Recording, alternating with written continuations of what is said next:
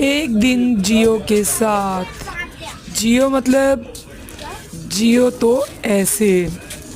तो जब मौका मिले अपनी फैमिली के साथ, अपने फ्रेंड के साथ खुशी खुशी जो है आउटिंग करें। और जियो तो ऐसे, ये जियो।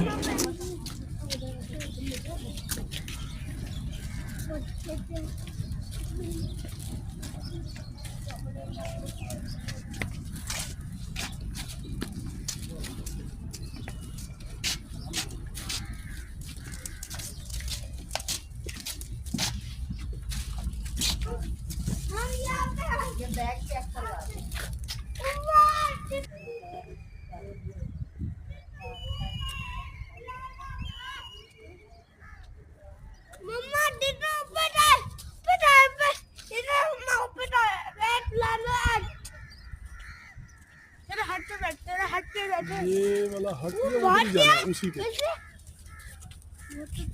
इधर से आओ, इधर रोड पे आओ। ये भी अच्छा है, हट में सही रहेगा। हाँ, हट पे ही बैठो। बाद में बिछा लेंगे जब वो लगेगा। हट पे बैठ के बिरयानी खाएंगे। हम तो भाई चलो फ्लावर।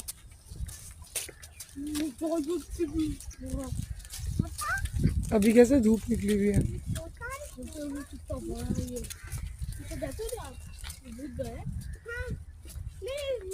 मैं इससे नहीं बैठूंगा, वो इससे पापा बैठे हैं, मैं चलाई नहीं। वो फील्ड कितना बड़ा है।